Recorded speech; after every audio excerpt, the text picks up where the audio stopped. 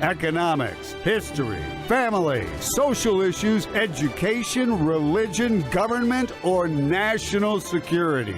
Brannon brings the issues of the day into clear focus through the lens of a Judeo-Christian worldview. And now, here is your host, Brannon Howse. And welcome to the broadcast on this Wednesday night, January 7th, 2026. We're going to be joined by former U.S. Congressman Jason Lewis in just one moment. Minneapolis became the spot for, well, a lady losing her life today, I guess about 37 years old. Apparently, she accelerated toward an ICE agent. He felt his life was at risk, I'm assuming, and he used deadly force. She was killed, sadly. And now the governor of Minnesota is calling for people to get into the streets, not in just Minneapolis, but in Chicago, Los Angeles, and other places. Is this some of the organized chaos and confusion and violence that enemies, foreign and domestic, need, again, for their political narrative, but also to bring that chaos to America inside our borders that can then be exploited by our enemies outside our borders? Have us distracted while maybe China goes after Taiwan or Japan or who knows what. There's so much going on, and it's all connected. Many of the same players, internally, externally. We're going to talk about that with not only former Congressman Jason Lewis tonight. He was a congressman for Minnesota. But we're going to talk also with Alex Newman. And then, of course, Anni Cyrus to bring an update on Iran. The prince, he is the Shah's son, saying to the U.S., stay out of this. The Iranian people will take care of this. But there are people wrapped up in the GOP and the RNC and the Republican Party that are pushing a group that we've discussed before known as MEK. They're running under a new name now that sounds a little bit more, like, hey, we're just for freedom in Iran. But this group, MEK, apparently all they are is a Marxist Islamic group. It's Marxism and Islam together. And sadly, I have to report tonight, Annie's telling me that people like Rudy Giuliani are promoting them. She's kind of frustrated. We've always enjoyed interviewing the mayor and having him on the broadcast several times. So, yeah, this is a little concerning. We'll hear what Annie has to say about that. And potentially this weekend, some major events could be going down in Iran. But the events all depend on how President Trump responds. And speaking of President Trump, what does David Pyne think about taking this Russian oil tanker that just got taken by us? What does he think of that? And what does the average MAGA person now think about the Trump administration? He's been in office now almost a year, coming up here around the third week of January, and many of the base are frustrated. We're seeing it in videos on social media. What is the likelihood that President Trump is indeed impeached in the House, convicted in the Senate, maybe removed from office, and President J.D. Vance walks into the Oval Office? We'll talk to David Pyne about that. And then, of course, the history of the U.S. running drugs. We go after Maduro for drugs, but what about our own government? Hasn't the CIA and our own government been notorious for running drugs? We'll get into that tonight. And then what about the charges against Maduro? Has our own government rewritten some of those charges? Oops. That's not the truth. Take those out of the charging papers. Oof. That's not good. Well, it's good for Maduro and his defense attorney if he wants to use that. We'll see what happens.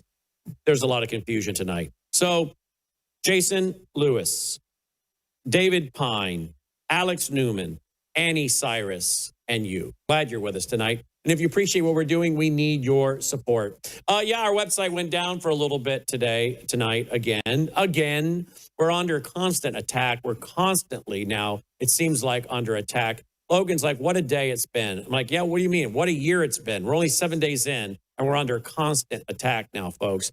Right before we went into the new year, our website went down. Stuff disrupted due to a vendor. Now another vendor. Another vendor we went to get away from the vendor that shut us off is apparently now doing something. I don't know what's going on, but all I can say is thank you for your patience, and will you pray for us? This gets awfully frustrating from our standpoint. I know from yours as well. So pray for us that we can get this all sorted out and keep the website up, because it's wearing us out. It's emotionally draining. And it also distracts us from all the other work we need to be doing, studying and preparing and bringing you the news and information. And yet I've spent so many hours today just simply on administration work, just administrative work related to keeping this website and organization up. And so it drains us. By the end of the night, we are all just exhausted. So pray that this will stop and that 2026 can be a year that's not like the first 7 days have been thus far. But thank you, all of you, for your prayers and your generous support. Thank you to all of you that have been so generous to us in your support in our end of the year campaign. And this is exactly why we have to have it, because we're spending an awful lot of money with programmers and IT guys trying to fight off this nonstop problem that we're having and keep the system up. And it takes a lot of money to keep a network like this going. So thank you again, all of you, for your support. Another way you can support us, of course, is by going to worldviewtube.com/sponsors. Don't forget about Bella Melts. These are selling like crazy. Melissa takes them. I take them. They are going to naturally, all natural, stimulate. And it's not candy. Dolly's got her head lifted up off the floor, thinking I'm going to give her some candy. It's not a treat or candy for dogs. It is an all-natural supplement to stimulate your GLP-1, all-natural stimulation of your own body's GLP-1. So Bella Melts, they're very popular and have a lot of health benefits according to the studies we've read and the doctors we've interviewed. And of course, also don't forget, I take the elixir each and every day. I think you should start 2026 by getting on that elixir every day for 90 days. And then you tell me, because we have so many of you that get a subscription to that and you keep getting it because it works. Otherwise, you'd stop getting it. My hands are not cracked and bleeding anymore. Great hair growth. I don't have the acid indigestion, the acid reflux I had. I haven't taken a Pepcid since December of 2023, since getting on Bella Grace. There's so much I can say. The elixir is wonderful. The Bella Melts. Melissa loves the skincare and more. At melissahousebg.com, melissahousebg.com. You also find it at worldviewtube.com/sponsors, worldviewtube.com/sponsors. You know, I do the Gatatana every day. That's the phytoplankton. Dolly gets a half a scoop on her food every morning. I personally do that. You'll find that at melissahousegpa.com, melissahousegpa.com. We've also just announced last night with Dr. Lana the new phytoplankton soap and cream. The phytoplankton soap, as well as the body cream. You'll find all of that at melissahousegpa.com. Hey, don't forget about getting your own satellite phone. Should the cell towers go down, should there be disruption of our power grid, you can still use a satellite phone. I have a satellite phone. This is my satellite phone. And the minutes roll over every month. So I have a lot of minutes waiting for me. That's the great thing. I can text off of this as well. Get your own satellite phone. Get your family member one if they don't have one. Your child that's away at college, maybe you have one and your spouse travels, they have one. Or if you want to get them a bivvy, they can use their phone. Even if the cell towers are down, they can use their cell phone to compose the text and then send it through the bivvy to the satellite down to you who have the satellite phone who can text back.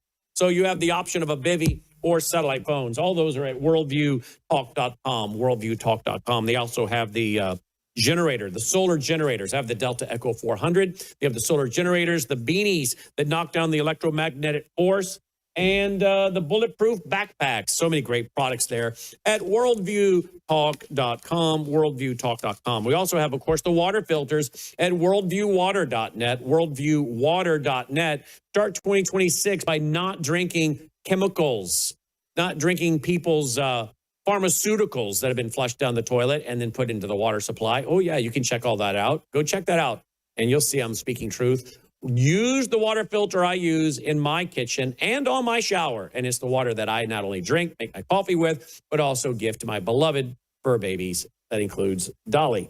So, worldviewwater.net. These are all great ways to support your health and us at the same time with each purchase. So thank you for doing that. All right.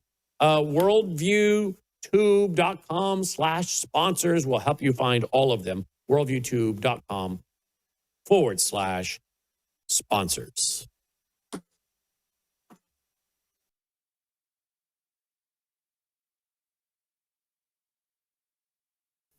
Join me now is former U.S. Congressman and Senator. Let me do that again. Ready? Joining me now is former U.S. Congressman from Minnesota. He ran for U.S. Senate. I personally think he won that election, but that's just me. He now resides in a sane state, the state of Florida. He may be very glad to be out of Minnesota. It just seems, I'm glad. I lived up there for far too many years. I'm glad I got out 21 years ago this March. And down here in Tennessee, it's much more sane. He joins us now because there's a lot going on there with the fraud. And then sadly today, a lady lost her life. At the hands of ICE, but it seems to be because she was running a vehicle toward the guy. So we'll show the footage. It's a real mess all the way around. It's a PR problem, and it seems to be extending the whole a move toward a civil war. That seems to be, Jason, welcome, Happy New Year, it seems to be the civil war is being pushed by local, state, and I would say community organizers from California to Oregon to New York City. We're going to take your property. We only, white people are going to lose their property. And then you add this into the equation, and I'm not blaming anyone yet. It's too early. I'm just saying all of this seems to be setting the stage for what I think the enemy's foreign and domestic wants is massive chaos in the U.S. and maybe civil war for the enemies of America, Russia, Iran, et cetera, China, to move, whether it's Taiwan, Japan, this is really turning into a very messy beginning of 2026. Let's just let you go there. Well, it's getting more insane all the time. And the real danger is not just the organizers being funded by somebody like George Soros. I mean, the Open Society Network has got their fingerprints all over these dark money nonprofits throughout the world and in the United States. Bricks don't just appear in the middle of George Floyd riots 5 years ago. But what's worse than that, Brannon, is elected officials openly engaged in sedition. Yeah. They are interfering with the constitutional duty of federal officers who are doing everything by the book. There is nothing illegal about sending ICE agents anywhere to deport illegal aliens. That is a federal function. States don't do that. Only the federal government has the power over immigration. So what these people are doing, from Tim Walz to Jacob Fry, is they are engaged in a form of sedition by deliberately encouraging the obstruction of federal justice. And that's how a civil war begins. It's how it began in 2020 when they encouraged open rioting. You're seeing it now. Walz obviously trying to deflect from future criminal probes into his activity, but so is Fry for that matter. They are engaged in a civil war already. And now what do you see? You see a tragedy today, but it was fomented by the powers that be that I told everybody about 5 years ago when I was running for the Senate, that I warned people repeatedly about it, that I wrote in my book, Party Animal, The Truth About President Trump, Power Politics, and the Partisan Press. You have a Democrat media complex in this society that doesn't give a damn about the Constitution if they don't like when someone enforces it. In particular on illegal immigration. It'd be an easy way to stop all of this. Let the federal government use its constitutional duty to enforce the borders. It's over, then it's done. And they are not. And look at this headline article by my friend Daniel Greenfield. Minnesota Department faked documents to cover up grant fraud. It looks like this thing was really being done by community organizations, probably politicians very aware, government agencies very aware. That's what it seems to show, right? I mean, this is criminal activity, right? The lily white, self-loathing Lutherans in the bowels of the DHS, in the bowels of the woke movement, they are the ones that manned government. It's a little bit like Joe Biden. Nobody believes Joe was running the government. Well, so who was it? It was the deep state. And that's who's running Minnesota. And not only did they cover up the paperwork on these grant applications that had no description of what the grant recipients were doing, but now we're getting all sorts of reports from testimony today in front of Jimmy Comer's oversight committee that employees who wanted to be whistleblowers, who were telling people about this, were threatened, quote unquote, veiled threats of military surveillance.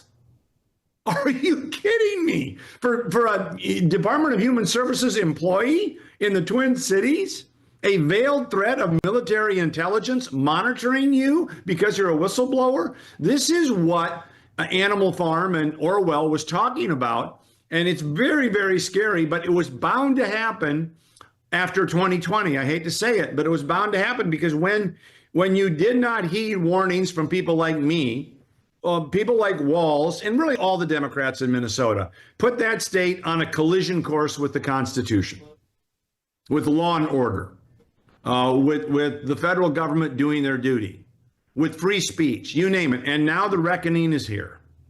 And now the reckoning is here. So where do you think this is going? Do you think there's an off-ramp for civil war, or do you really think it's going to go hot? Well, I don't know. I mean, it depends if Minnesotans finally stand up and say enough. The fly in the ointment has always been people in Minnesota not willing to engage the radical left that was taking over. Groups like the Minnesota Business Partnership that went along with it. NPR, the Star Tribune, the Minnesota media. Certainly, you had a few DHS employees that have done more in a couple of months than all the other institutions in Minnesota, including the churches, by the way, ever could think of doing. They just rolled over like sheep and they said, may I have another, sir? And the question becomes, are they willing to fight back now? And I don't know the answer to that. So far, the answer's been no. Let's go real quick in the remaining moments because I know you're on a tight schedule. What do you make of Venezuela? Now we have grabbed a tanker that I guess was supposedly a Russian tanker. What do you make of all this? Well, it's a Monroe Doctrine redux here. I mean, this is what, for a president that didn't want foreign conflicts from Greenland to Venezuela, we're sure getting a lot of them, but they do have one distinct characteristic. They are close to home. And what Trump is moving away from, it seems to me, is this tripwire in Europe. And by the way, a European Union that does not believe in free speech, that wants to put bases in Ukraine, that is engaged in all sorts of nefarious activities. Trump is saying, no, that's over. That's a Cold War anachronism. We're now concerned with our sphere of influence in our hemisphere, and we are going to keep it. And that's very much like the Monroe Doctrine, very much like Teddy Roosevelt. Will he overstep his bounds? I suppose at times he will, but that's entirely different than plunging in to non-Christian countries in the Middle East thinking you can nation build. It's an entirely different enterprise. Any other issue you want to bring to the attention that maybe you're writing about at Substack before you go? Well, I mean, we just put our post at jasonlewis.substack.com about my warning in 2018.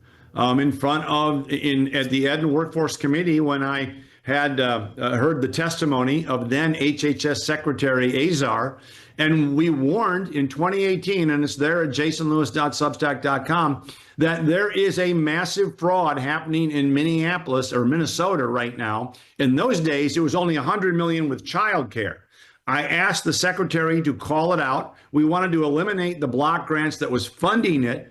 I said, if it isn't stopped, it'll blow up to be the greatest scandal imaginable. Thinking about that, that was 7 years in the hearing, Ed and Workforce hearing with the HHS secretary. Nobody listened. We lost the midterms, and the Democrat congressional delegation from Minnesota made certain the issue was dropped. Here we are 7 years later, and we've got $9 billion in fraud. If you want to see it, go to jasonlewis.substack.com. All right, Jason, as always, thank you for being with us. We need to get you back on more regularly long term. I know you're on a crunch tonight, but thank you for being with us.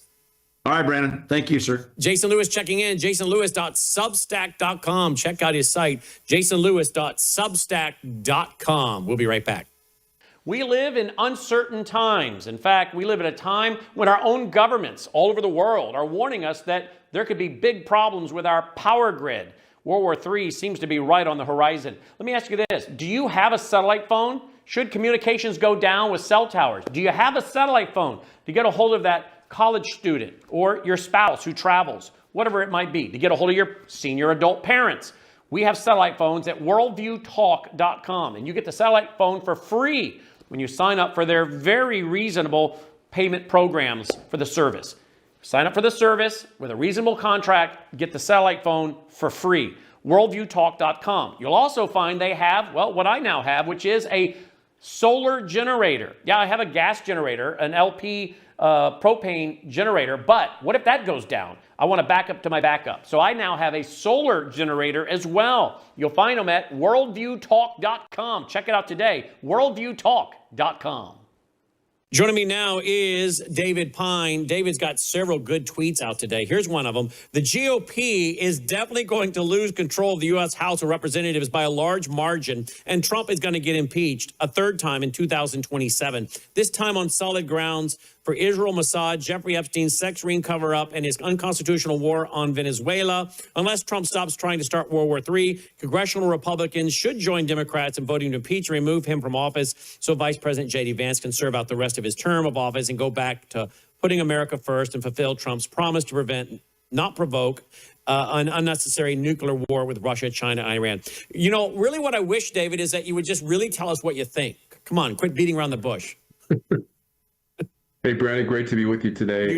Yeah, it's the news keeps coming. It's an eventful week here, but you know, this is the first time that I've openly considered you know, impeachment for Trump. I think that he's just going off the rails lately. I mean, obviously we have a lot to talk about with the other tweets as well, but J.D. Vance, the big story that I saw today was that Vice President J.D. Vance was not in the room when you know, the attack was taking place against Maduro and Venezuelan forces in Caracas. He was not allowed to be in the Situation Room, so to speak, at Mar-a-Lago, makeshift Situation Room. He was not standing behind President Trump during his press conference that morning. It was held at 11 a.m. Eastern on Saturday.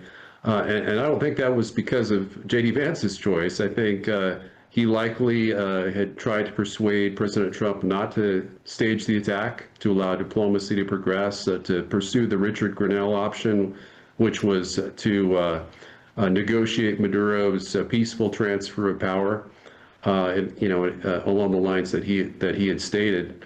And Trump decided to end diplomacy and keep Vice President Vance and National Intelligence Director Tulsi Gabbard out of the decision-making process. Yeah, well, it's only Wednesday. We've been back 3 days now. I'm already exhausted. I mean, this has been a crazy news cycle for last 3 days. I mean, not to mention what was going on the 10 days we were off, but then trying to get back on the air, catch up, and then everything that just keeps happening. It's coming at us so fast, we can hardly cover it all, to be honest with you. So I did find it odd that J.D. Vance seemed to not be there. I heard some pundits trying to say, well, they're trying to keep the president and vice president from being in the same location too much. I'm like, I'm not buying that. Not with the ability and the safety and everything we have going on. I'm not buying any of that. But, you know, I think what you brought up is very interesting. Well, let's switch gears real quick. Let's go, before we get to the Russian oil tanker, let's go to Greenland. You also put out today, at this point, this article points out the U.S. could conquer Greenland in less time than it took us to bomb Caracas, capture and kidnap Venezuela's president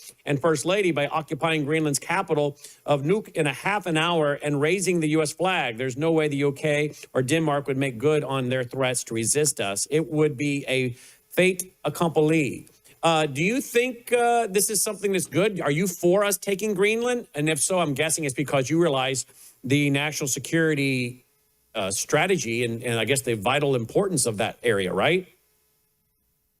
Yeah, I'm for taking Greenland for a number of reasons. Greenland does have a strategic location. It would add a tremendous amount of territory to the U.S. You know, I'm a nationalist. I'm a conservative nationalist, and there's just not a lot. There's not a lot of people. You know, if there were 10 million people in Greenland, I would want to pursue a more negotiated kind of Canada route.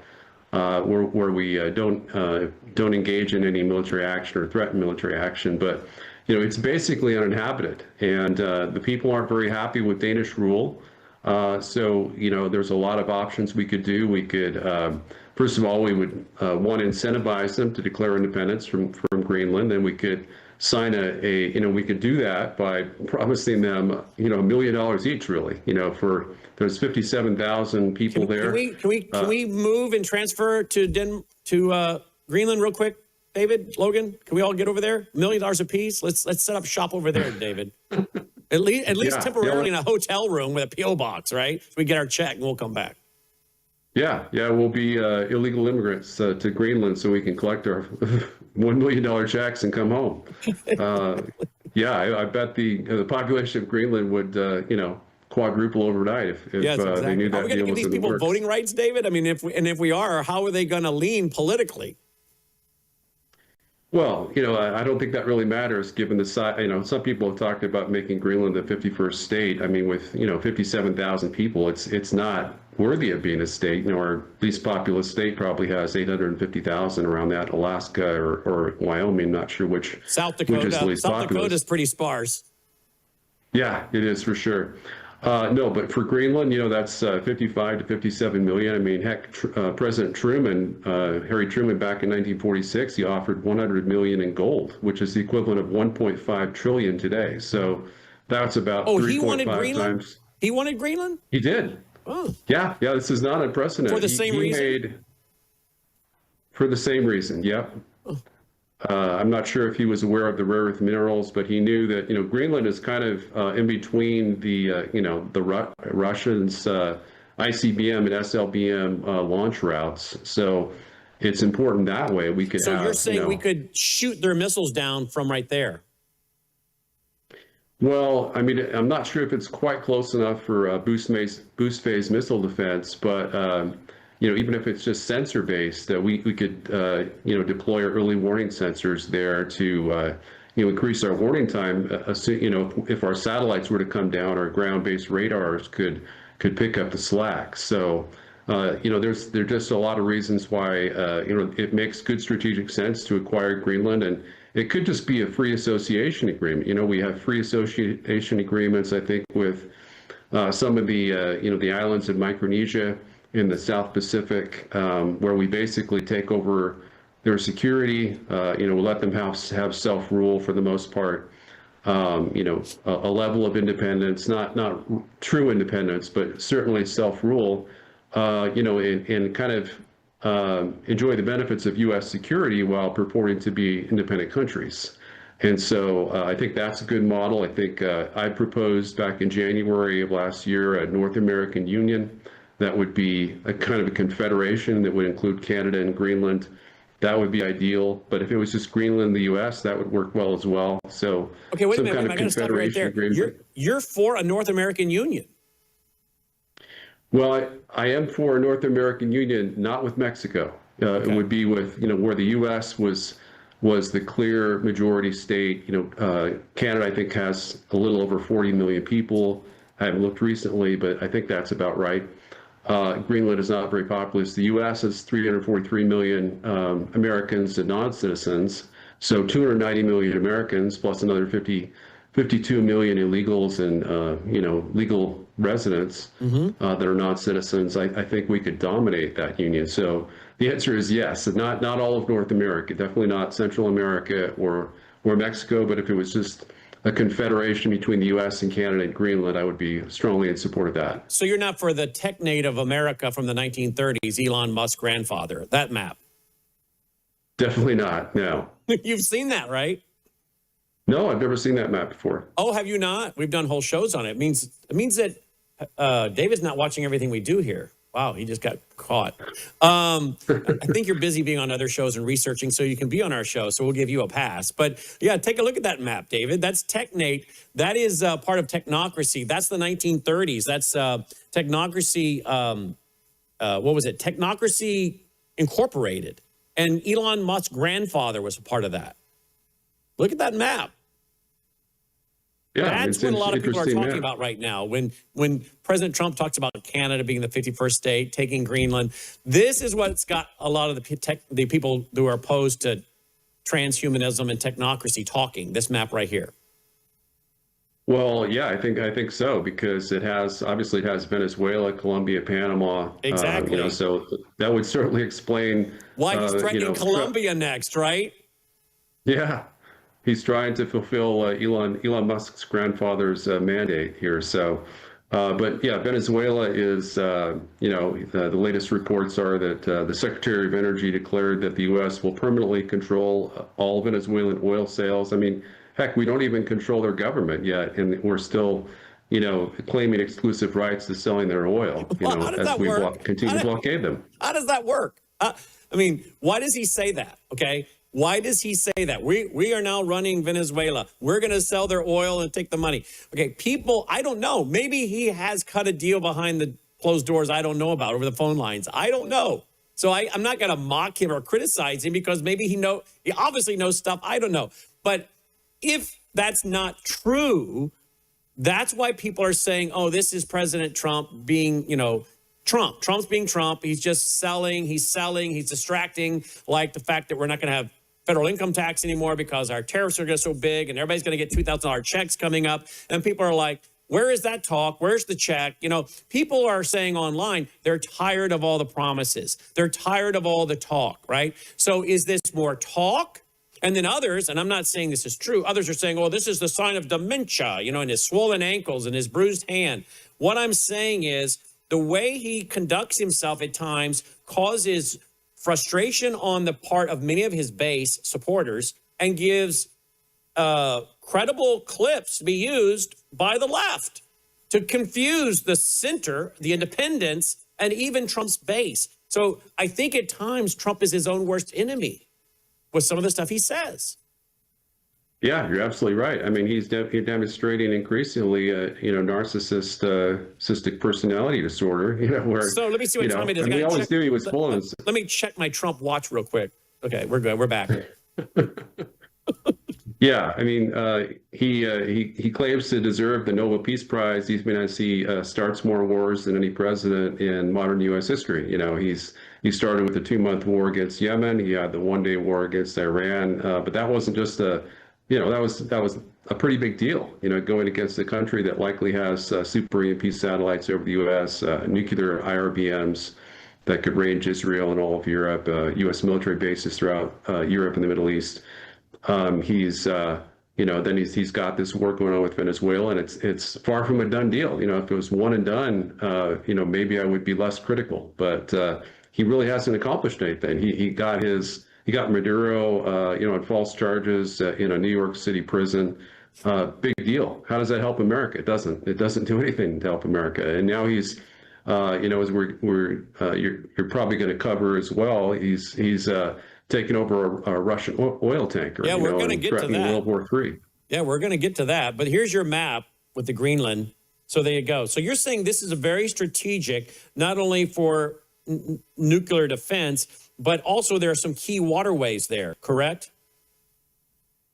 Yeah, I mean, so the Greenland-Iceland gap, that was during the Cold War with the Soviet Union. That was a key area through which Soviet submarines would slip through. So we had a whole naval sensor array that was dedicated to tracking Soviet submarines that were trying to evade detection to get into the North Atlantic and, within a few hundred miles of Washington, D.C. and New York City. So there's also an increasing great power Arctic competition where, Russia, of course, is the premier Arctic power, but, Canada and the U.S. are in there as well because we have Alaska, and China is claiming to be an emerging Arctic power.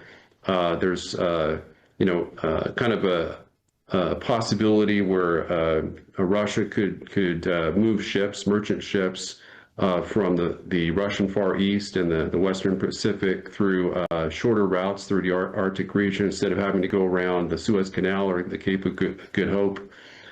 So that's kind of behind why it's becoming a more strategic region. So those are all important reasons to do it. Trump's claim that it's Greenland surrounded by Chinese ship and Russian ships is only half true. It's got a lot of Russian ships, not a lot of Chinese ships. Mm-hmm. All right, I don't know who Elizabeth Lane is. Elizabeth Lane, independent investigative journalist. All right, well, you retweeted her today, and she talks about how she really supports Donald Trump and thinks he's doing a great job, but she's got a problem. Apparently, she has a real problem with this recent oil tanker situation. I think we have a clip by CBS News. Let's listen to this and have David, respond. Announced this total blockade on sanctioned oil tankers coming or going from the coast of Venezuela. So that's when we saw these operations begin. The seizure of that initial oil tanker, sanctioned oil tanker, the Skipper, which was performed with U.S. military support and an elite team from the U.S. Coast Guard, which has jurisdiction to, make the actual interdiction of the sanctioned oil tanker.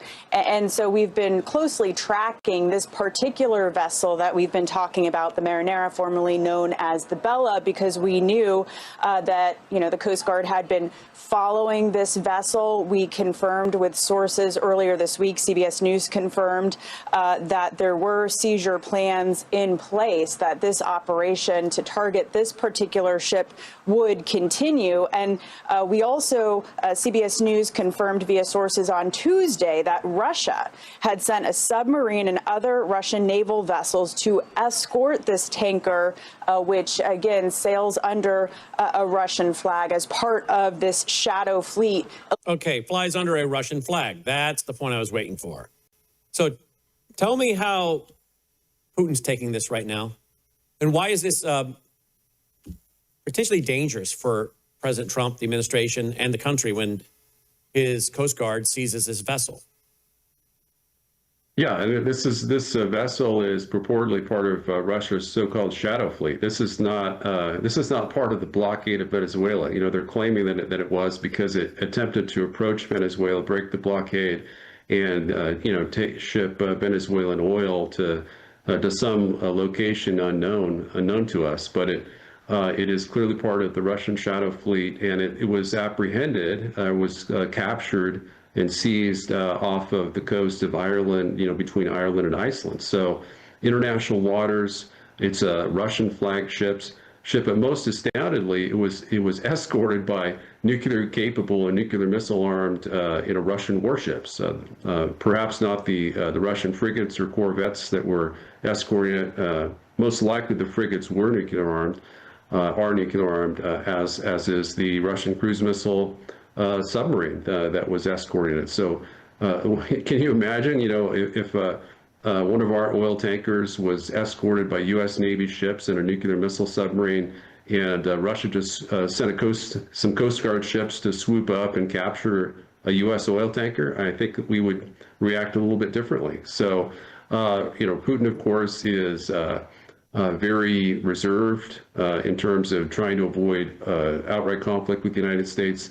So we ordered Russian ships not to interfere with the capture. Russia has decided to protest this diplomatically instead of have a military reaction, at least at this point, because they're still hoping for good relations with the U.S. under Trump.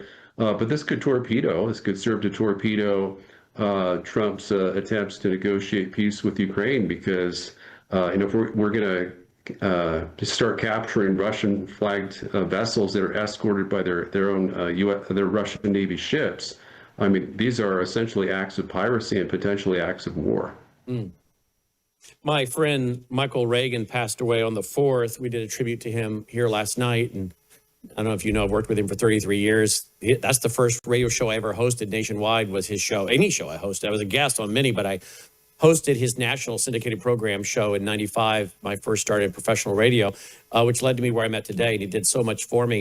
And I remember having conversations with Michael, and he talked about this on the air, but Barry Seal, you remember the drug runner Barry Seal? Tom Cruise, I think, was the American-made movie about Barry Seal. But Michael talked about how George H. Bush, as vice president, he said was meeting with Barry Seal in the old executive office building during the whole Iran-Contra thing. And they were running drugs. Of course, we know about Mena Airport, Mena, Arkansas, and all that. And that all came to my mind when we were arresting Maduro. I'm like, we're arresting him for narco-terrorism. So I'm not sitting here defending Maduro, but if I were his attorney, I'd be bringing up all the Barry Seal information and all the drug running of the CIA and everything, which I think, if you're interested in watching a movie, American made by Tom Cruise, is history a lot of Americans don't know, but I was hearing about some of it from Michael Reagan personally. that he was talking about on the air as well. Watch this little trailer and a little bit from 60 Minutes, and then we'll get a response from David. This is the United States Drug Enforcement Agency. We are ordering you to land. All right, boys, let's land. Easy.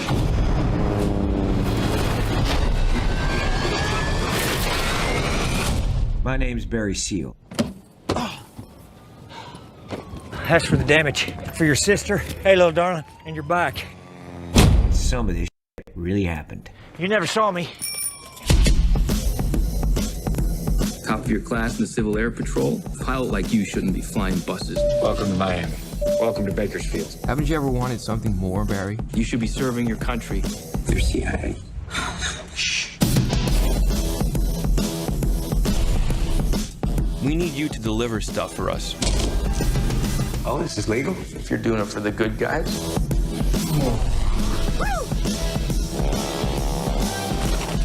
Barry Seal. Genius! You are an airline pilot, Barry. That's how you support this family. This is gonna be good for us. Is this all legal?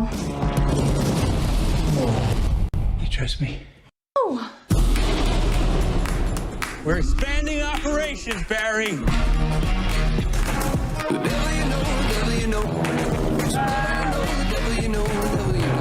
Roscoe dug this up in the backyard. There are bills blowing around everywhere. I'll rake it up in the morning. ATF, drop your weapons! Guns, drugs, money laundering. Did y'all know that caddies have more trunk space than any other car? I'll get each and every one of you a caddy for your troubles. See, I'm gonna walk out of here. There ain't a damn thing any one of you can do about it. He's free to go. Wait a minute. The boy should have taken the caddies. There you go. All right. The movie has some language issues in it, but just FYI. But that's a movie that I saw several years ago, but I knew about Barry Seal because Michael Reagan and others were talking about it. People writing books about it. I mean, that's one of the first things I would bring up if I was Maduro's defense attorney. What do you mean? Do you guys really want to look at what you guys have been doing in America? Yeah, I mean, the CIA has been involved in the drug trafficking business, both in the Caribbean as well as I think even Afghanistan for many years, as a way to gin up additional covert funding for our regime change and other operations. But the crazy thing is, I don't know if you heard this, but there was a cabinet meeting in which Secretary of Homeland Security Kristi Noem, she stated that President Trump had saved hundreds of millions of lives, quote unquote. By sinking, 10 to 12 cocaine boats off of Venezuelan waters, in the run-up to this attack on Maduro and the Venezuelan capital of Caracas. And I decided to research that, knowing that was entirely bogus. I found out that Venezuela is only responsible for 2,000 of the total U.S. drug deaths every year. We lose 100,000, Americans to drug overdoses, and of that, Venezuela and not even Maduro, but Venezuela, Venezuelan drug sources are responsible for just 2% of that. So, as Marjorie Taylor Greene, former Congresswoman that just resigned yesterday, stated, if this was really about drugs, President Trump would have gone into Mexico and bombed the cartels, taken cartel leaders, or even Colombia, which is responsible for nearly all of our cocaine deaths of 25,000 a year. Mexico and China are jointly responsible for the 75,000 that die from fentanyl. Venezuela is responsible for 0% of fentanyl deaths in the U.S. So this clearly has nothing to do with drugs. The DOJ filing that they're using to prosecute Maduro on false charges in the Southern District of New York, which ironically is the same district that had bogus charges against the president himself. They took out the whole claim that he's a drug cartel lord or crime boss. This whole cartel, the Solis cartel of the Suns, that never existed. And it was a complete fantasy. And so they removed almost all references to it in the updated filing. And don't you think his defense attorney is going to use that? The government's case is so bogus that they go back and take out all the fairy tale information they put in there, right? I mean, Yeah. I'm not, again, sitting here defending Maduro, but what I'm saying is, if you don't do this the right way, your mistakes end up being part of the defense of the people you're going after. Absolutely right. I mean, I had friends of mine, on social media claiming that Maduro was responsible for more U.S. deaths than died in World War II. In the affidavit or this prosecutorial filing, there's the word fentanyl isn't mentioned even once because they know there's no factual basis to claim anyone in Venezuela, let alone Maduro himself, is providing fentanyl to to Americans. So that really kind of grates me is when you have all these entirely bogus claims. The claim that Venezuela's been liberated, it's not communist anymore, the good guy, we're running the country. Hegseth and Rubio have a semi-military junta or whatever is running as viceroys of Venezuela for the U.S. empire. None of these claims are true, and so when you have a war where U.S. leaders are lying about virtually everything about the war, that makes me tend to oppose it. Yeah, well, it comes back to what we've been talking about here for months, is the need for Oval Office addresses that are telling the American people the truth as much as we can without, upsetting national security secrets, but tell the American people the truth. Quit throwing them lines that they end up finding out that's not true. That's not true. That's not true. I mean, your credibility is at risk. And people can quickly now today search things like you're talking about and find out real fast. These are not true statements. Not to mention, again, why are we so worried about somebody else's country when our own country is doing the same thing or worse? And the whole point is with Trump, everybody wanted him to go in and clean house to deal with these corrupt government agencies, which, of course, we're seeing out of Minnesota, California. I mean, we have so much corruption. Can we not focus on America's corruption? Now, if the issue with Venezuela is Iran and China and Hezbollah setting up a base and making potential missile strikes on us, then fine, go deal with that and tell us the truth. But, don't make this about drugs and fentanyl when that's not the case. Quit confusing or lying to the American people. It starts becoming like we're being treated like we're either being treated like we're stupid or we're being treated with disrespect. At some point, it becomes very disrespectful, particularly to his base that has defended him to their family and friends over and over. And some of them have lost family and friends over the holidays over this man, and they've defended him. And then he treats them like this with what many of are starting to feel is disrespect. I mean, that's fair enough, is it not? It is, yeah, absolutely. And you're right. There is a case. There is a factual case which President Trump could have presented to the American people in an Oval Office address, in terms of trying to increase public support, which it was only, I think, by some polls, 23 to 30% supported military action against Venezuela. Now it's up to 37%, according to the latest poll. So, still a majority of the American people continue to oppose this military action, even though it was accomplished in a single day. I mean, it didn't accomplish really anything other than having Maduro behind bars, and his regime lieutenants are still firmly in power in Venezuela. It's still communist. It's still firmly allied with Russia and China. Any drug, shipments are still going on. We do have a blockade. We have a naval blockade, and that blockade has apparently been extended from the Caribbean all the way to Iceland. So there was just no reason for us to chase down the Russian tanker that was several thousand miles away from the blockade zone. Yeah, I think until we see some arrests, we haven't seen a single arrest by Pam Bondi of any of the Democrats who tried to steal the election. All the corrupt scandals, the Biden bribery scandal, where he and his family members had 51 million that they in business and bribes that they won from their corrupt business dealings. There's been nothing along those lines. And there's just so much deep state corruption, and how many deep state officials have even been fired? I mean, we don't really know, but it seems like not a lot. Yeah, it comes back to they're running all this cocaine. Okay, well, prove it, number one. But number two, is your CIA done running dark ops of drugs so that they can fund off the book, projects and programs? Not to mention, what was it, like the Pentagon just failed its, 18th audit or something? Like number 18.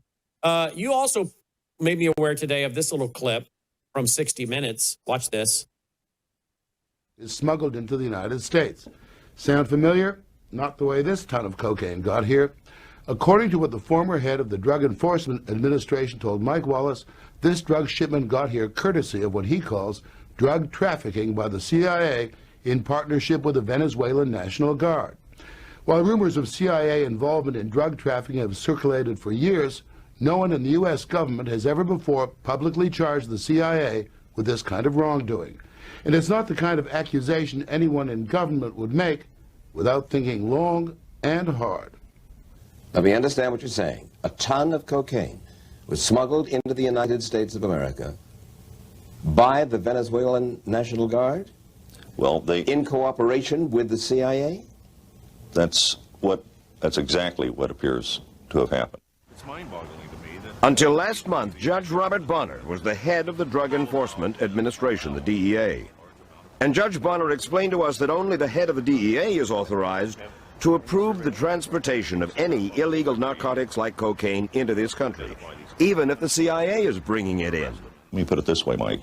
If this has not been approved by DEA or an appropriate law enforcement authority in the United States, then it's illegal. It's called drug trafficking. It's called drug smuggling. So what you're saying, in effect, is the CIA broke the law. Simple as that. I don't think there's any other way you can rationalize around it, assuming, as I think we can, that there was some knowledge on the part of CIA, at least some participation in approving or condoning this to be done. Judge Bonner says he came to that conclusion after a 2-year secret investigation conducted by the DEA's Office of Professional Responsibility in cooperation with the CIA's own Inspector General. And what reason did the CIA have for promoting this drug smuggling? Well, the only rationale that's ever been offered is that this would lead to some valuable drug intelligence about the Colombian cartels. Over half of the Colombian drug cartel's cocaine crosses the border with Venezuela on its way to the United States and Europe. Back in the 1980s, the CIA was mandated by then-President Reagan to develop intelligence on the Colombian drug cartels. And so the CIA, with Venezuela's Guardia Nacional, or National Guard, set up an undercover operation, a drug smuggling operation in Venezuela that could handle the transshipment of the Colombian cartel's cocaine on its way to market. The plan was to infiltrate the cartel, and it worked. For the CIA National Guard undercover operation quickly accumulated this cocaine, over 1.5 tons, that was smuggled from Colombia into Venezuela inside these trucks, and then was stored here at the CIA-financed Counter-Narcotics Intelligence Center in Caracas. The center's commander and the CIA's man in Venezuela was National Guard General Ramon Guillen Davila. I tried to work together with them. I was always aware that they were not telling me everything they were doing. Annabelle Grimm was a DEA agent with 18 years' experience when she was made agent in charge in Caracas. And she says that the CIA station chief, James Campbell, and this man, Mark McFarland, the CIA officer in charge at the center, told her that to keep the undercover smuggling operation credible, they had to keep the cartel happy. And the way to do that was simple: deliver their dope, untouched by U.S. law enforcement, to the cartel's distributors, their dope dealers in the United States. And that's a lengthy one. It's over about 14 minutes. You should find it and watch the whole thing. But that goes to the point we're talking about. This Maduro's defense team have plenty to work with if they're smart enough and knowledgeable enough to know where to look. Yeah, the problem is, the CIA is behaving in this lawless manner for decades, essentially since its inception in 1947. Regime change operations. I think there were, at one point, I think I saw a list of like 83 regime change operations or attempts. Now, and we know that there's these, CIA-backed drug operations. How many Americans have been killed with CIA drugs? We just don't know. But the point is, this was tremendous hypocrisy on the part of President Trump. He could have gave a speech and said, hey, we have this communist dictator in Venezuela. He oppresses his own people. He was undemocratically elected, fraudulently. Maybe he helped steal, we think he helped steal the 2020 election with, the Democrats through the Smartomatic Venezuelan software. He's in league with Russia and China. We want to retake control of our hemisphere, but instead he focused on this bogus drug lord thing and said, this is, and he did that solely for the reason that he didn't want to, get congressional authorization. He wanted to behave kind of in a dictatorial manner and unconstitutionally and say, I don't want to brief anyone. I don't want to give speeches on this. I just want to do what I want. I want to do what I want when I want. And we'll use the drug enforcement operation as a cover to avert any need for congressional oversight. And I think that was a huge mistake because he could have done it in a manner that looked America first. And instead it looks a little bit corrupt and, very dishonest. Well, Ron Paul, the dad, he put this out. The case against Nicolas Maduro hinged on Trump administration's designation of Cartel de los Soles as a terrorist drug organization with Maduro in charge. The administration has now admitted there is no such cartel. That's what we talked about a while ago. The operation looks like not much more than a big payoff to Trump's donors, including vulture capitalist Paul Singer, who stands to make billions from the operation. Why is he saying that? Last paragraph, David? Well, Paul Singer, I think, may have been involved in the purchase of Venezuela's state-owned oil company. And once that's firmly under U.S. control, they can drop the blockade and sell it, with American control and with the profits going to, Trump's big donors and maybe the U.S. taxpayers as well, but essentially stealing it from the Venezuelan people and not at all benefiting Venezuela as Trump is claiming he's, euphemistically wanting to do. So, his big donors and big oil are definitely on board with Trump's regime change attempts in Venezuela, which have thus far failed, except for nabbing Maduro, I guess, the head of the snake. Wasn't it Smedley Butler, whatever his name was, the general? All war is a racket, said most wars are fought for corporations. Sounds familiar, doesn't it? Yeah, I didn't necessarily believe it when I heard it before, but it, under Trump, I think I'm seeing the truth of what he said. Let's go finally to two things. Zelensky and Macron and Stormer signed a declaration of intent to deploy multinational forces from France, UK, and other Western countries in Ukraine at the end of the war. You say the UK and France seem excited about signing their own national death warrants by sending tens of thousands of troops into Ukraine. You write, I wonder how long they would last as the U.S. stayed out of a war between the UK and France and Russia. Comment on that, and where do you think this whole mess is going? What do you think Putin is likely to do when it comes to the U.S., when it comes to the UK and France and the rest of these characters? Yeah, so Secretary of War Pete Hegseth back in February at the Munich Security Conference, he clearly stated that if Britain and France wanted to send, quote unquote, peacekeeping forces to Ukraine after a peace deal was signed, more power to them, but they would do so outside of Article 5, and the U.S. would not under any circumstances support them in the event they came under Russian fire and thousands of, British and French troops were killed. So, they have this death wish. They have, British, Starmer in Britain, Merz in Germany, Macron in France, principally those big three, and also to a lesser extent, Prime Minister Tusk in Poland, have this desire to have war with Russia. And it's just completely illogical. It's against their national interests. It threatens the very existence of their own countries. Putin clearly wants peace. He's, the day after he invaded, he started, offered a peace deal to Zelensky. The whole point of the Russian invasion of Ukraine was to get Zelensky to come back to the peace table. It worked until Russian troops were withdrawn from northern Ukraine prematurely after getting within 2 miles of the capital city limits in Kyiv on both sides of the Dnipro River. That was a huge mistake. That was Putin's biggest mistake, and it's cost Russia dearly in terms of lives. But then, of course, Biden and Boris Johnson torpedoed the Istanbul Agreement, under which Russia had promised to withdraw all of its troops from pre-war Ukraine, and of course, 900,000 Ukrainians would still be alive today if Biden had allowed that to go through. But I think we're farther away from peace than ever before since Trump became president, because the 20-point peace plan was essentially dictated by Zelensky and Rubio. And Rubio, of course, is pulling Trump's strings on foreign policy. That's why you didn't see J.D. Vance in the room. You didn't see Tulsi Gabbard. The only America First conservative in the room was Pete Hegseth. And I think Pete Hegseth is, he was strongly in favor of this particular move, but he's been much more skeptical about the war in Ukraine and continuing that war that Joe Biden started, as Trump admitted, and also, major military action against Iran. Well, we're already in it. I mean, 2026, day 7, and look at all this happening. Going to be a busy news year.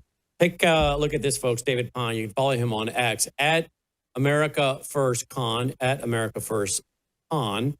Follow him on X, and also D Pyne, D-P-Y-N-E, dpyne.substack.com. Busy news night. As always, David, thank you for your analysis. Thanks, Brannon. Always a pleasure. Keep up the good work. You too, my friend. David Pyne, he'll be checking back in. dpyne.substack.com. Again, if you appreciate what we're doing, as we work so many hours a day to bring you the news, and you can't imagine how many hours we're working off the air to be able to bring you a program like this. Lots of work, lots of research.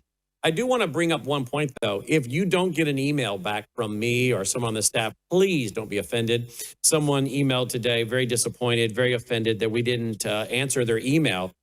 Said, look, I'm a donor, and I'm going to stop supporting you. I had not even seen the email. It's impossible for me to see 1,000+ emails a day that come in. It is overwhelming. Earlier today, my wife said, we have someone asking this question and that question, and she can't keep up, folks. We are so busy trying to help people get into their vaults, answer technical questions. We have people that are calling to make contributions. She's talking to donors, taking down their contributions, answering the phone calls for that. We just don't have enough staff to answer every question that comes in. I wish we did, but we don't. And some of them are simply asking questions like, what do you think about what Tucker Carlson said about this? What do you think about this church denomination? We just don't have the staff for that. I wish we did, but we don't. And please don't be offended if we can't answer every question that comes in. And please don't be offended if I don't see every email that comes in. If we were a multi-million-dollar income generating organization, if our foundation was bringing in millions of dollars a year, if our organizations that support us were paying us millions of dollars a year, then yeah, we could afford to hire staff that do nothing but customer support and answer questions. That's not what's happening, folks. And we have so many things that happened to us in the last year or so with the IRS taking $49,000 from us because we simply paid our payroll taxes by check versus online, to having our system shut down by a vendor with no warning. And we had to spend thousands upon thousands of dollars rebuilding that, not to mention all the end of the year donations we missed because we weren't able to run the kind of programming we should. So we're doing good. So please don't send us angry emails and how disappointed you are and how mad you are and you're never supporting us again because we don't answer an email. Okay, that's not what we do here. We don't sit here and say, hey, email us and we'll answer all your questions. That's not what we're running here. We're not running an Ask Me Question website. We're running a broadcast network. And the hours on television that we do require hours off the air to research and to prepare. So we can sit and Logan can answer your email questions, those of you that are upset, and I can do that. And then we'll be off the air. We'll be doing nothing but sitting here answering what church denominations do we like? What do we think about what Tucker Carlson said about London? And all these other emails we get. Or we can say, I can't be distracted from that. That's not what we're here to do. We're here to study and then to bring you the news and information. So just you have to understand, folks, the number of emails we get encouraging us and supporting us and thanking us. We appreciate. But you ought to see the amount of emails we get of people just being rude to us, treating us like dogs, to be honest. You ought to hear some of the phone calls and the way people talk to us until they realize who they're talking to. And then all of a sudden they change and become nice. That's happened so many times. People chewing my wife out until they realize who they're talking to, and then they get nice. Well, whether it's my wife or anyone else, all we push out for free. And you ought to see how we get treated, folks. There's a reason nobody wants to do customer support for a percentage of these people. The vast majority are just as nice as can be. And my wife has a positive experience with so many of them. So nice. But you ought to pick up on the 1 or 2% that can bring us such pain and distraction. So if you're in that 1 or 2%, knock it off. To the other 98% of you, thank you for being class acts. Thank you for not demanding we answer every email or you're never supporting us again. Particularly when the questions are like, well, what do I think about Tucker Carlson, what he said about London? I don't know what Tucker said about London. I don't care what Tucker said. I try to avoid Tucker. He's nuts, in my opinion. But to all of you, the 98% plus of you that are class acts, thank you. To the other 1 or 2%, can you please knock it off? And if you don't get an email response from us, don't take it personal. I didn't even see it. Logan didn't see the email. And this is not one off. This is not one guy. This is becoming a pattern. People get angry because we don't answer them. That's not what we're here to do, is answer every email. As I said, we're not your personal librarian. We're not your personal researcher. So many of these questions people could have answered if they just use a search engine. We're here to study and then present you the news. That's what we do. That's what we're about.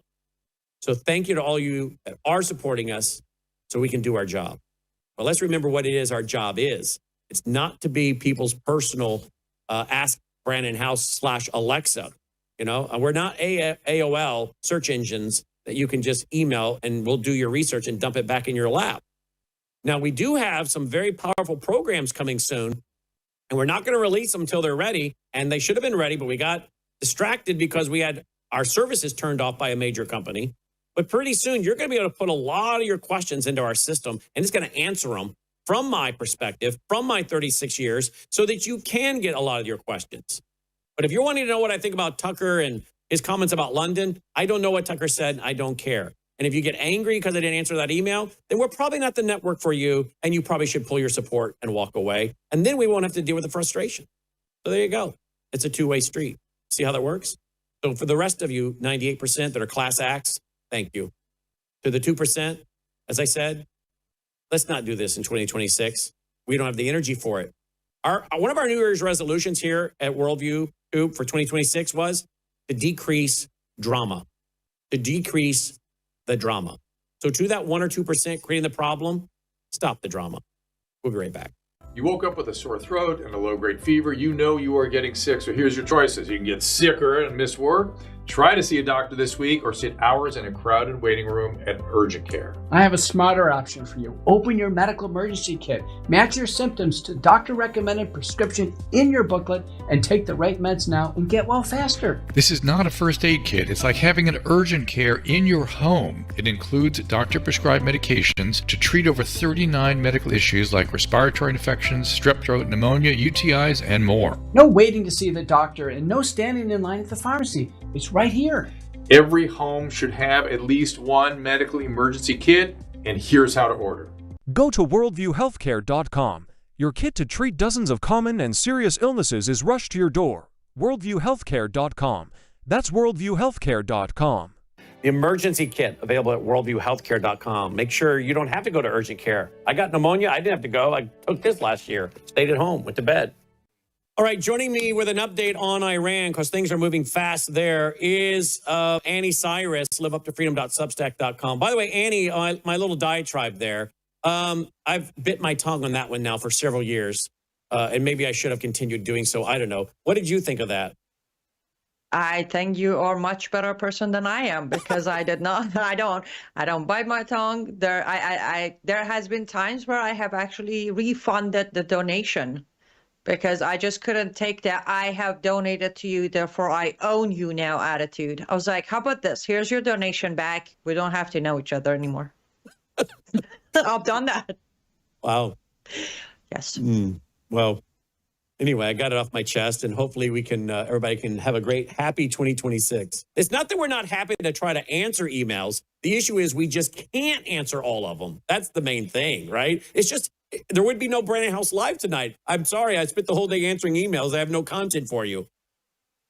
Yes, and again, if it's, I personally, Brannon, if I get an email or a message that's about the topic of the show that day, wonderful.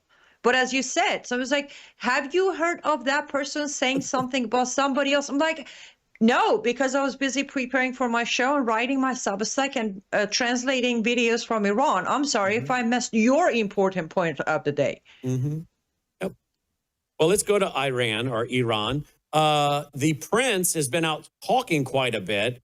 I want to play a couple videos, but first, now you have been talking about MEK, right? And you've been warning the Republicans are too wrapped up in MEK. That's that Marxist Islamic group.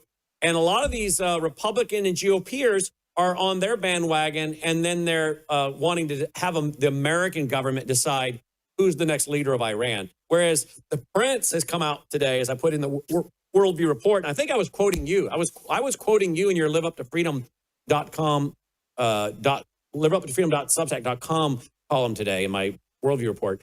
The prince has said, we don't want America deciding the next leader. This will be decided by the Iranians on the street.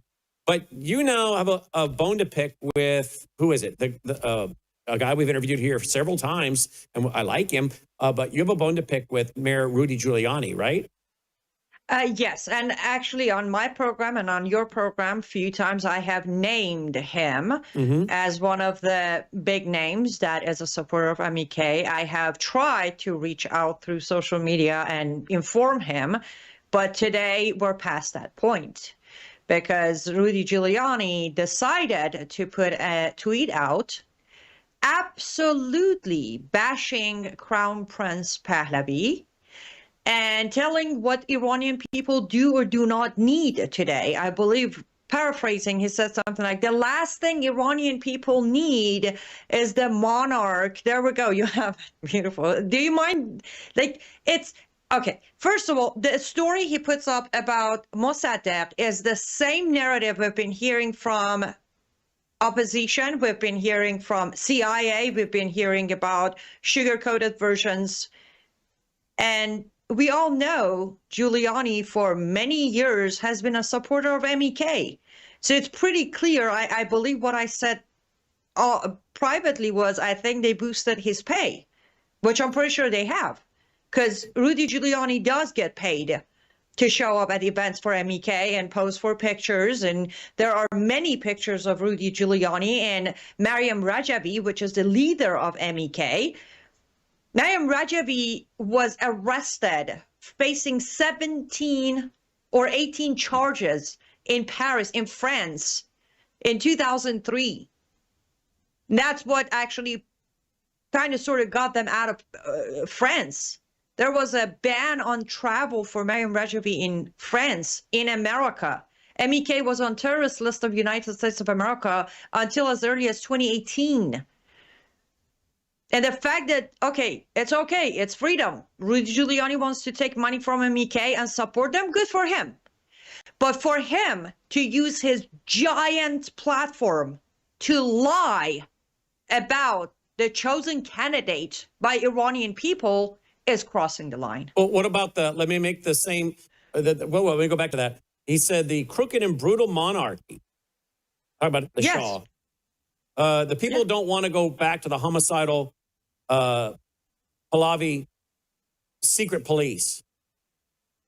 The Savak taking over the torture from the Iranian Guard. Now, I've watched some documentaries on the Shah. What do you make of those who say he had secret police and were torturing people and all this thing?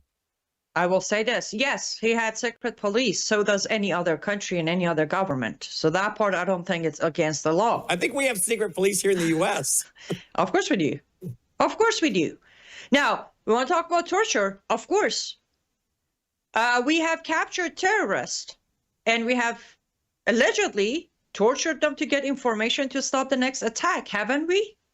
That's what Mossad does. That's what MI6 does. That's what Sabak did. Khamenei, the man that is killing innocent, empty-handed people today, was one of the poor political prisoners of Sabak. Khomeini, who hijacked the country, was one of the poor opposition, political opposition to the Shah that was arrested by Sabak. So in other words... Well, let me tell you this.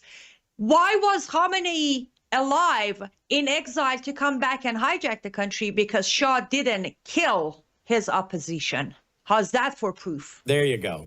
And maybe he should have, right? I have personally said, I wish he was the dictator people tend to portray him as, because then we all would have a much better Iran today. How many people has the Shah killed? I'm sorry, not the Shah. I'm not the Shah. How many people has the Khomeini regime and the Ayatollah before him killed? How many? Since 79, how many of these supreme leaders, how many have they killed? I'm going to have to go with a guesstimate, conservative guesstimate, close to 30 to 32,000. Only country. Iranians. Iran, 32,000 in country. Yes. Okay. How about worldwide with their terrorist regime? Their Hezbollah, their terror cells. It's over 160,000. Over 150,000. And then what do you talk about U.S. troops and their involvement in wars in other countries and our troops? A lot. I mean. So you're kind of frustrated right now. I am not frustrated. To be very blunt, I'm proud of myself for walking away from Republican Party 9 years ago, spotting the problem. 2, I am extremely disappointed. So you're a Democrat now? No, I am independent. I'm just messing with you. I know. But I am disappointed. Hey, Logan, can you imagine that? Anni Cyrus is independent. Right, it doesn't fit my personality. That fits your personality. Of course she's independent. That's Anni Cyrus.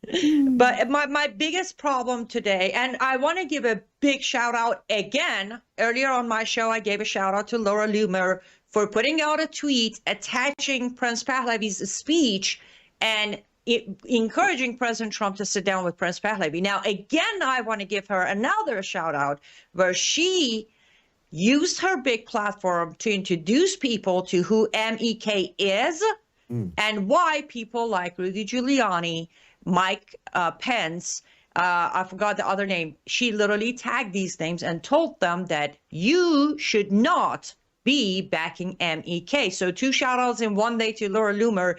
I love the fact that she is actually very well versed on all of these issues. But that's the thing. We can't have these big names with credibility. I believe what is he called? America's mayor. It is very disappointing for America's mayor to make such accusations knowing they're not true, because I know Rudy Giuliani is good with history. He reads a lot. To put information that he very well knows is not accurate and truth, to continue receiving, funding, it's extremely disappointing. Here's her tweet. The most disturbing and under-talked about stories right now in the United States is the fact that the People's Mujahideen Organization of Iran, also known as MEK, is passing out money to GOP operatives and lobbyists to influence the outcome of the Iranian people-led regime change in Iran. And she puts it out and warns people to knock it off. So good for her. Yes. Again, very, very, very few voices are even aware of MEK, let alone coming out and calling out on Republicans who are pushing for MEK. It's, again, with his age, with his life, with his background, Rudy Giuliani, I always thought Rudy Giuliani will respect the blood of young Iranians that have been shed for last decade. And now this MEK has been rebranded, she says, as the National Council of Resistance of Iran. They rebranded themselves after they were removed from the terrorist list to try to change minds, but we refuse to call them by their new name. They are the same MEK they were, and that's the thing. MEK was also victims of Sabak. And then when the Khomeini regime took over, in one day, in one flat day, Khomeini ordered execution of 800 MEK members in Iran. So I want to be very clear. This is not about people of Iran. Why do I say this? Proof.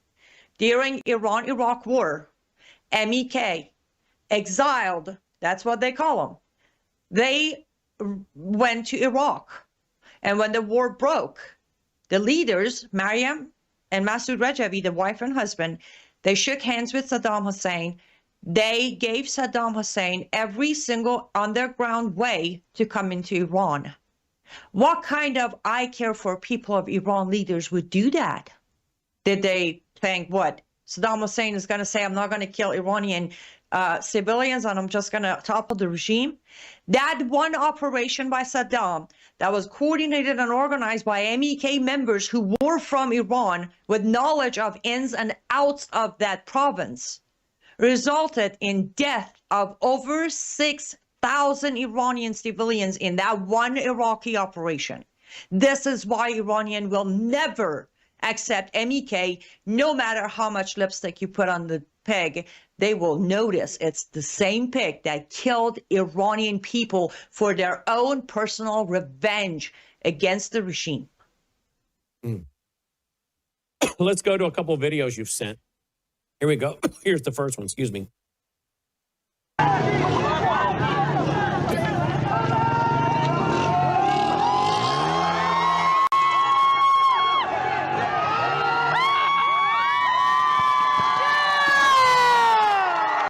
Okay, toppling a statue, huh? That is Qasem Soleimani's statue in Iran. Tell me we are calling it revolution out of false hope. Does this scene look like a revolution or not? Yeah. This is Qasem Soleimani, the man that basically when President Trump ordered his That's kill the shot, general that Trump had struck, yes, and all they found was his finger with his ring on it. with his ring. That's how I identified. This is the third Qasem Soleimani, the statue that has been toppled in Iran in last 24 hours. Okay, let's go to the next one. And then we'll talk about what may be coming in the next few days. Here we go. Here's the next one. پایین آوردن پرچم مشهد تبرسی 17 دیما جاوید شاه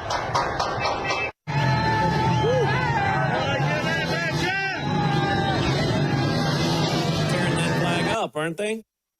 They are taking flags down. پایین آوردن پرچم All right, we'll just keep showing that a little bit more with the audio down. But I was just about to say most of them can be played without.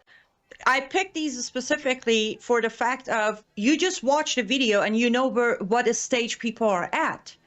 Especially your audience, my audience. They've been following this through my reporting and your reporting for like, what, 8 years now? Mm-hmm.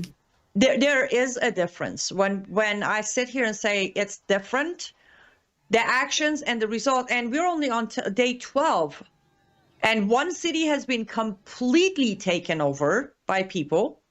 There's another video, it just starts with fire, and we don't have to play that one all the way, but that is the second central police department in Khorasan that what people took over and then they burned it down.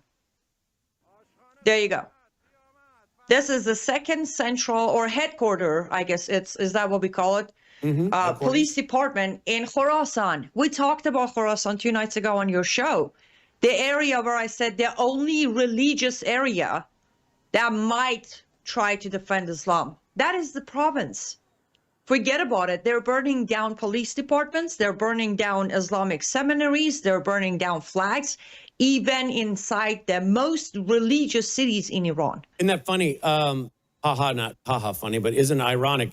They're burning those things down where we're building them left and right here in the United States, and helping them to launder money and make billions of dollars. These very groups that they're opposing and getting rid of their flags and their mosques and their, police. We're allowing them to have their secret police, their Sharia police in America, their courts, their mosques, and then steal billions of dollars from us. And we also, again, I'll take it back to the previous conversation. We also have not Democrats, not socialist progressives. We have conservative Republicans backing up Islamic Marxist groups. That is where the disappointment comes from. We're watching Iranian people try to get rid of Sharia altogether, while we also try to endorse another Islamic Marxist now. The Islamic regime wasn't enough. Let's go ahead and put Islamic Marxist group in Iran in charge. Just the thought of being friendly to them makes me question certain people's judgment. And again, I'm not the one saying.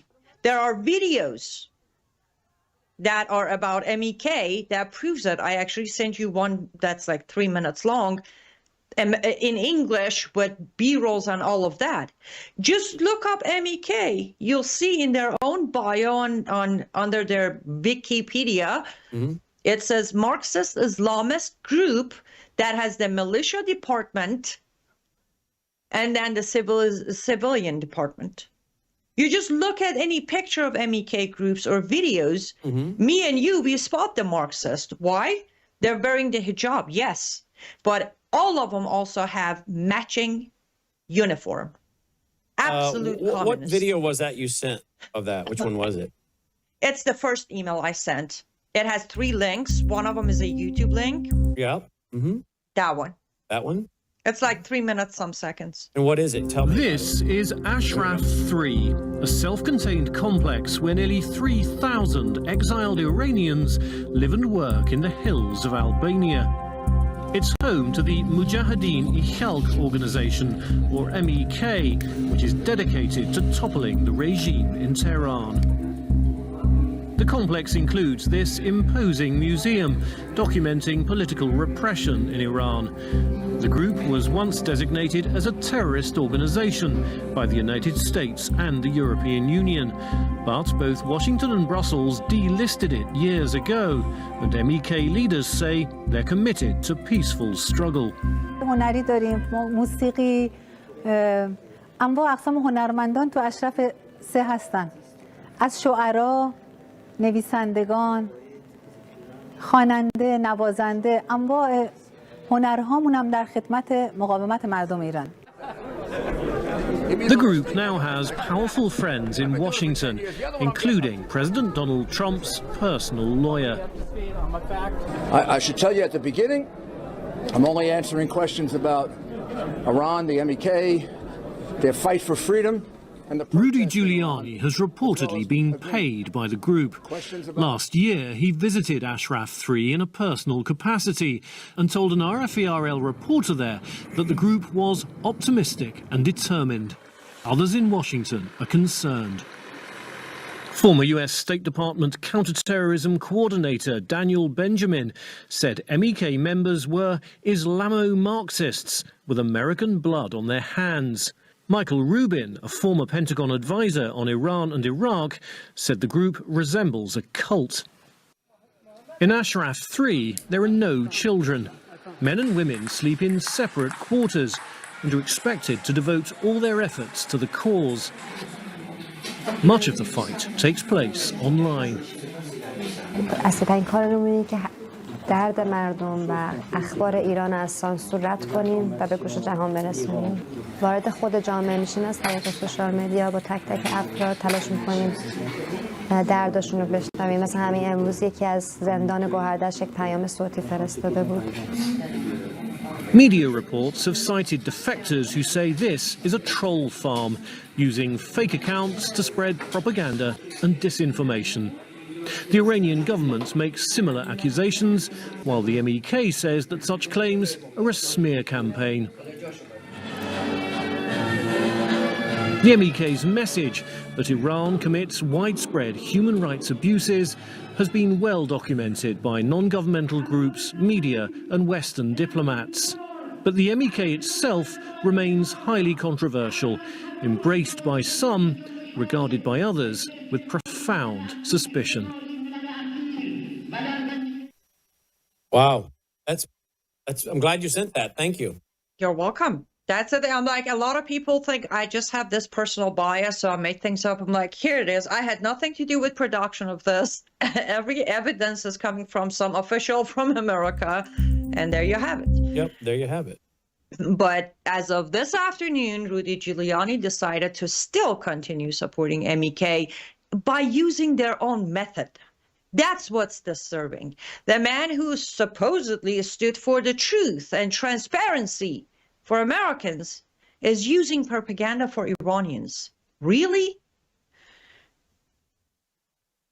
This is pretty much where you can find, again, evidence of they claim to be peaceful, but they have basically infiltrated Washington through Republican and GOP, gaining credibility through them. Wow. Well, I'm so glad that we have you. I hope this network of listeners are happy that we're here. We're not here to be political hacks. We're not bought and paid for. We're listener supported. We're just committed to the truth. We're independent broadcasters, right, Annie? Absolutely. I know you already have proven your side, but I am still trying to show people, even when my bloodline is involved, I will stick to the truth. And that's what matters. And that's why I have to sometimes be not so nice to people's favorite. We don't like the word nice, remember? I know. Well, kind. Well, no, I was using it in that phrase. Actually. Oh, okay, nice. yeah. The word nice is I can't look the other way and be ignorant, like, oh, it's Giuliani. I can't go after him because too many people like him. No, I'll when it's called for, I have to report it. And I'm willing to face the backlash and the screams and the blocking. I'm willing to do it. This is a future of my people, that aside, nation that has fought 47 years with their lives. 31 Iranians have been killed in last 11 days, 5 of them kids under age of 17. Yep. We need to stand by the truth. Indeed. By the way, the word nice is derived from the word ignorant, which is why we don't like the word nice. Just go look that up, folks. You'll find that very interesting. Some of you already know that. All right. Is there anything that you want to tell us that might be coming that we should be paying attention to? Yes. First, let me start by saying I will ask on all your audience to say a prayer tonight before they go to bed. We need to deeply pray for President Trump. We need to pray that Lord will put it in his heart to make the right decision for the right reasons comes next 4 or 5 days. The outcome of what's happening in Iran absolutely depends on President Trump's decision within the next 4 or 5 days. And if, Lord willing, he makes the right decision, I might be joining Brannon Howse over the weekend or latest by Monday with a huge breaking news. If President Trump makes the right call. Okay. All right. So keep checking here. We'll put out push alerts. If you don't get our push alert, you go to your app. We've been running spots on how to... Logan, can we actually run that spot real quick? The one about how to turn on push notifications? Let me run that real quick. Because you say, how will I know if you're going live over the weekend with breaking news or something? Then you get our app and then you set the push notification. Let me run that spot real quick. Annie, stay with me. Let me run that spot real quick. Guys, pay attention. Maybe pull out your phone real quick. Maybe pull out your phone or your iPad and film this short spot that we're about to run.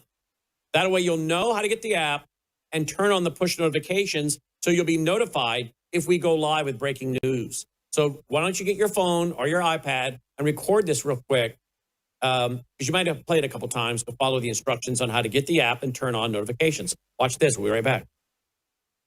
News is moving faster than ever, and so are we. Worldview Tube brings you 24/7 live stream coverage and now real-time alerts when it matters most. Once you have the Worldview Tube app installed, exit the app and navigate your way to Settings. In Settings, locate the tab labeled Notifications. Select the Notifications tab. Scroll down until you locate the Worldview Tube app icon. Select the tab, and here you can turn on and customize your notification experience for the Worldview Tube app.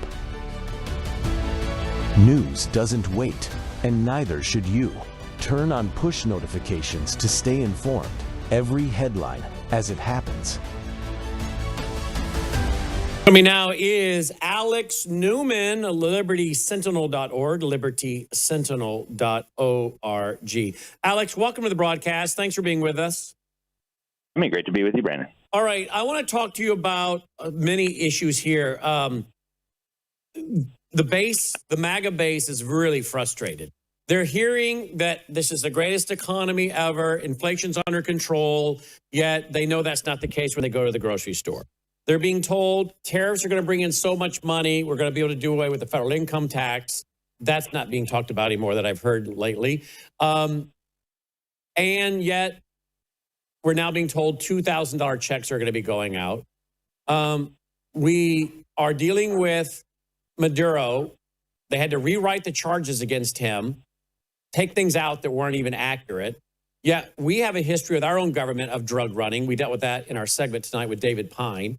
The whole movie was made about it, called American Made, with Tom Cruise, and about Barry Seal running drugs. Our own CIA, 60 Minutes, did a piece on running cocaine. I mean, we're so busy policing everybody else and dealing with their corruption, we're not dealing with any of ours. We have governors like Newsom, apparently, in his state. We have Minnesota with Walz. We have billions and billions, probably now trillions, lost in fraud. The Pentagon can't pass, the last 18 audits, yet you try that with the IRS. The American people are fed up with our corrupt government. Nothing is being improved. No one's indicted. No one's being arrested, but we're arresting Maduro. Not that I'm defending him or opposed to it if it means stopping Iran from continuing to set up missiles in Venezuela and other things. But at some point, we're running out of time. And we don't even have the voter ID things dealt with to make sure that we can have a free and fair election coming up in the midterms. I know that's a lot, but I'm going off of what I'm seeing on social media, the emails we're getting and seeing, but a lot of it comes from the frustration I'm seeing on social media with the MAGA base. Can you speak to any of this? Well, thank you again, Brannon. And there's no doubt that a lot of Trump's base is getting frustrated with the situation. And I think in some ways they're right to be frustrated. I mean, we're out arresting foreign criminals like Maduro, and I think I've got a very nuanced view on what happened there. But meanwhile, the real criminals who we've been promised are going to be facing justice and accountability are still running around free. They're still enjoying their mansions and their giant retirements after all the crimes they perpetrated against the American people, after the betrayal of our country and our Constitution, after the efforts to overthrow our system of government. And so I understand the frustration, and the economy is the same issue. Now, there are good things happening, and I think what happened in Venezuela, while I think there are very valid constitutional questions, I think what is happening in Latin America is very important. It's needed to be addressed for a long time. You and I have talked about it before, Brandon. I grew up in Latin America, of course. I spent almost all my childhood in Latin America, and I've been following for over 15 years in the New American Magazine and other publications the communist takeover of that region, backed by the Kremlin, backed by the CCP. Of course, Iran and Hamas and Hezbollah are all involved. And, of course, the deep state in the United States has been actively involved in this. I mean, if you look at the Council on Foreign Relations, what I call deep state headquarters, their main point person for Latin America for years, Julia Swig, was a Castro apologist, somebody who was openly helping the leftist, communist, jihadist axis take over the entire hemisphere. You have Barack Obama and Joe Biden and George Soros handing whole countries over to these communist terrorists on a silver platter, Colombia being just one of many examples. And so, this is something that has needed to be dealt with for a long time. Whether it was dealt with in the best way, I'm not qualified to say. I'm glad I don't have to make those decisions. But, the left is trying to do everything possible to bring down the United States, the left in alliance with the Islamists and others. And they're finding great success. I don't envy Donald Trump's position. He basically has taken over a country that was already on the verge of destruction. I've heard the analogy used, it's like trying to turn the Titanic around on a dime after you've already hit the iceberg. I mean, that's essentially the situation that I think he finds himself in right now. And I don't envy that situation. But I do get a very real sense that Trump is being set up for a catastrophe. I think the globalist evildoers recognize that he is not on board with a lot of their agenda in terms of selling out the American people, in terms of building a new world order, in terms of destroying our economy. And I think they're going to try to crash everything down on his head and blame it on him. And it will not be justified, in my opinion. He's not the reason that these things happened, but he will be blamed for them. So he's got a very difficult tightrope to walk here. He's got to find a way to explain and articulate this to the American people. He's got to take aim at the key players and the key institutions. He's done something, at least, on the education front in terms of at least exposing the indoctrination of our children and trying to take some basic steps to at least rein it in a little bit. But he's also going to have to address the money situation, right? The reason the inflation is out of control, the reason our economy is collapsing, the reason Americans are struggling to make ends meet is because we have a fraudulent monetary system. It's basically a criminal syndicate masquerading as a federal agency, a banking cartel that creates money out of nothing, loans it out into the economy, and then charges us interest that they never created. It's the ultimate form of usury. And of course, they've used this to basically loot the American people, to destroy the American middle class. And Trump's base, I think they're right to be frustrated, but they need to understand that this is a problem that was not caused by Donald Trump. Trump understands a lot of this, and so I don't understand why he hasn't come out and tried to explain to the American people clearly the problems with this system. But he's got a lot of work ahead of him. So, wow, great analysis. You talk about the desire to create chaos in the country. Let's go to Minneapolis. You probably have seen the footage. We can bring it back up if you want, Logan. The ICE agent having to shoot what I think now is a 37-year-old lady. Apparently he thought he had to shoot her. Apparently he felt his life was at risk. It looked like from one angle the car did hit him, and he had to shoot this lady. And now we're seeing protests in the street. The governor of Minnesota has apparently called for people to get into the streets, not only in Minneapolis, but in Chicago and other cities. There's the footage of the shooting. And we have another angle, I think, from KSTP that, Logan can play. That looks like it shows, the ICE agent being hit. But there is the shot, and this woman is now dead. I think he's got another angle. And let's see. Is this the... there's the other angle. All right. All right. Now we've got the governor of Minnesota. Listen to him. Listen to this, Alex. Tim Walz, who's under investigation, apparently. Well, I said this yesterday. We've never been at war with our federal government. I think in this case that the National Guard is their main mission. They have a dual mission. We've never been at war with the federal government. So he just declared basically there's a civil war. He just said it. Alex? Yep. And, Brannon, you and I have been talking about this for years. We have been warning for years that there are powerful forces that want to see a civil war in this country. And it's interesting that this is happening now. Back to Venezuela, to go back now 50 years, I want people to remember the Weather Underground. Yes. The Weather Underground terrorist organization in the United States was working very closely with Cuban intelligence, with the DGI, the Director General of Intelligence for the mass murdering Cuban dictatorship. And they were bombing targets in America. They bombed the Pentagon. They bombed the Capitol. They bombed the State Department. They murdered police officers, and then they bombed the funerals of those police officers so they could murder more people. They robbed money trucks to facilitate their terrorism. And we know, thanks to the efforts of FBI operative Larry Grathwohl, what their plan was. They wanted to kick off a revolution in the United States that would cause chaos. They were planning to invite hostile foreign governments into the United States to occupy different parts of the country. The Soviets would get a part, the Vietnamese would get a part, the North Koreans would get a part, the Cubans would get a part, et cetera. And they were going to build, basically, Larry Grathwohl said, and he said he heard them talking about this, a network of concentration camps to re-educate Americans. And then they were planning to exterminate the 25 million Americans who could not be re-educated. And people think about that and they think it's ancient history. They don't realize that the founder of that terrorist movement, Bill Ayers, who was let off on a technicality, did not disappear. And he did not get hung or thrown in jail for life as he should have been. Instead, he became a professor of education. And then he launched the political career of a guy that nobody had ever heard of, a community organizer named Barack Obama.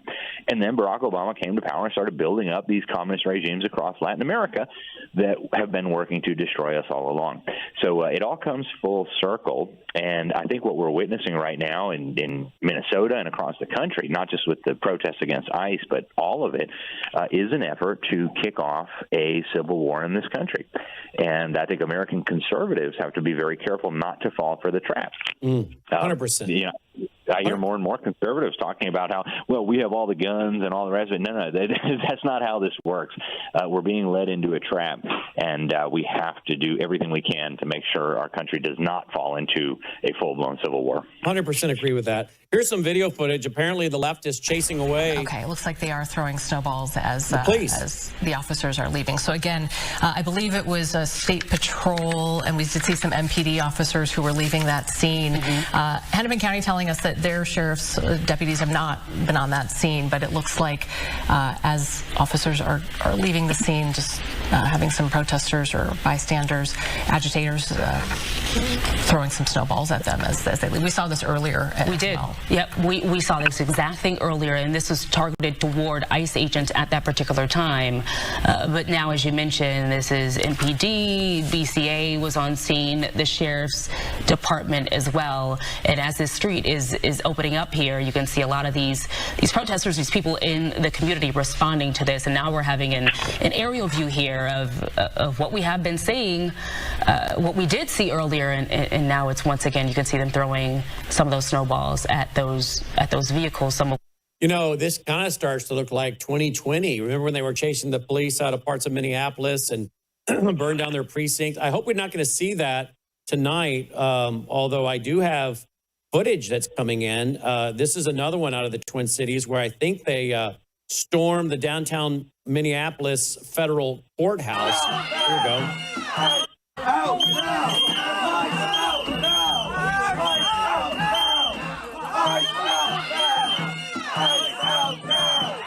And so it looks like they were able to lock it and get them out and stop that.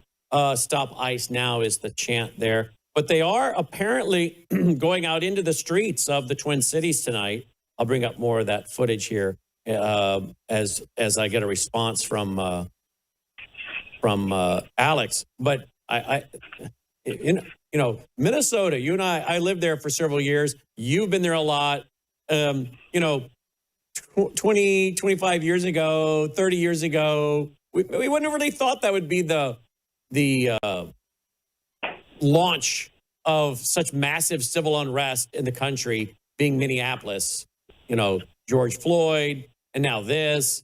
We kind of expected this somewhere else, but the loons took over, pardon the pun, because that's their state bird, the Minnesota loon. But the loons took over the state, and they've made it basically a place where this is invited and encouraged. I mean, I don't think I can play some of the clips today from the mayor of Minneapolis. Can I, Logan? Wasn't he cursing too much? I don't think I can play some of those clips. Respond to that. Maybe you can find one that's cleaned up, Logan. But respond to that, Alex.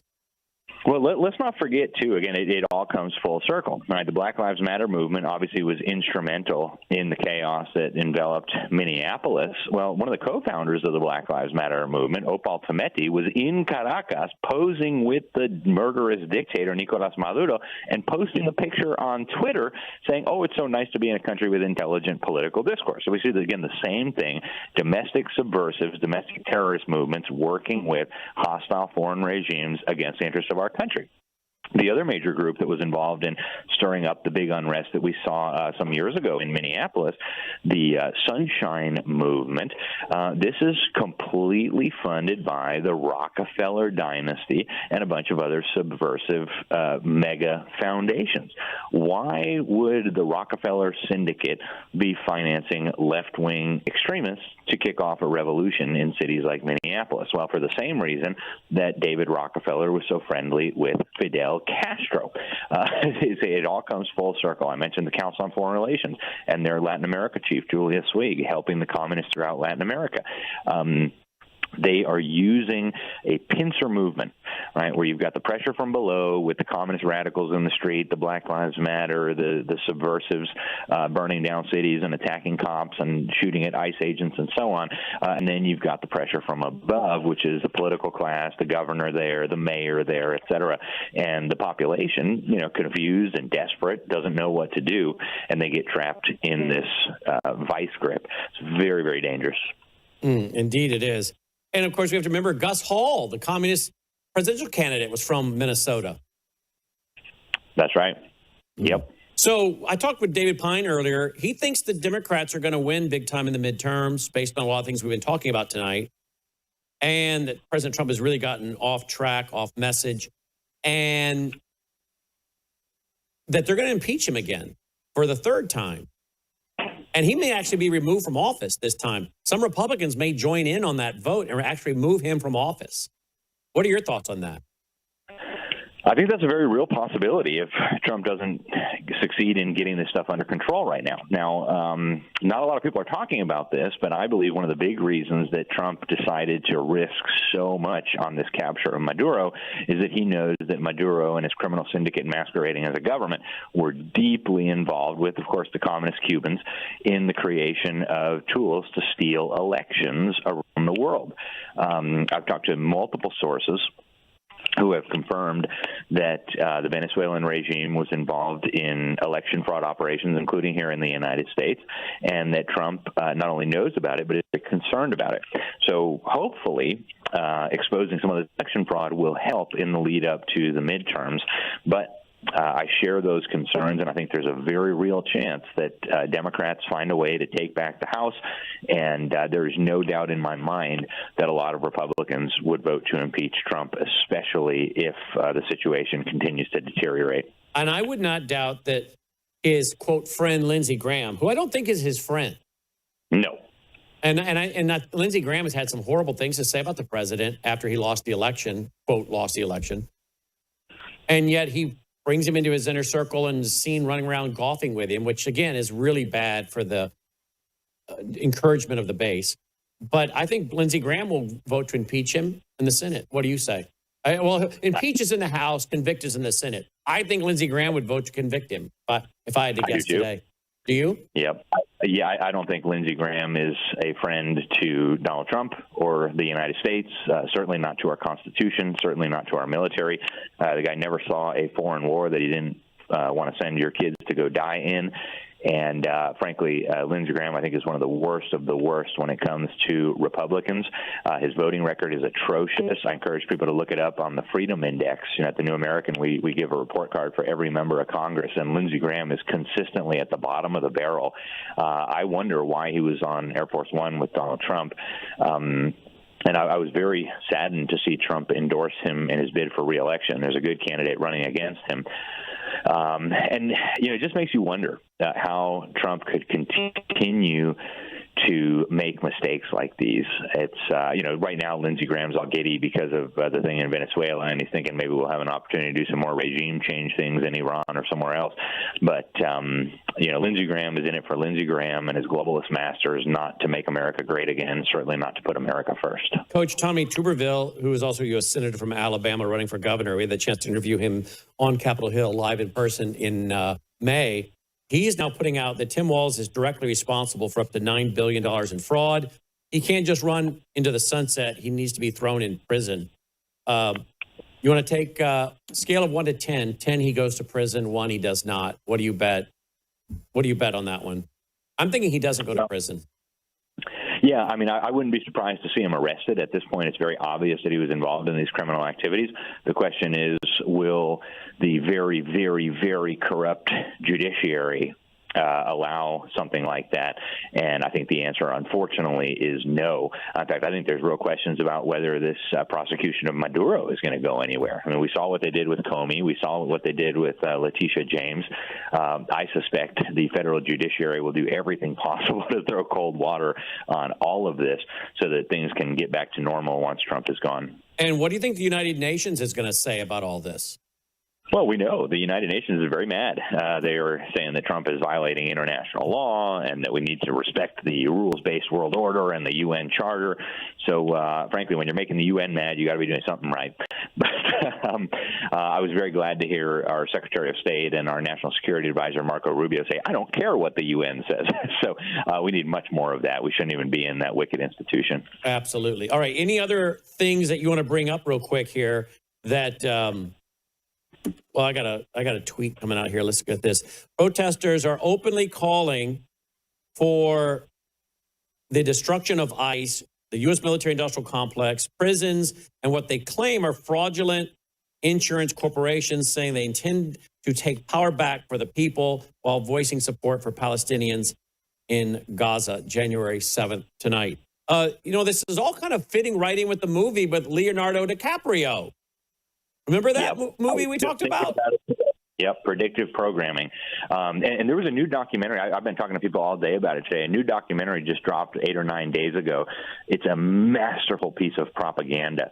They'll show a clip of some KKK leader saying, like, for God and country. And then they put up General Flynn where he says, for God and country. And then they show a dead body for emotional effect, some Nazi killed. And they're trying to make people think that it's all one. They are preparing this narrative. They've been preparing it for years.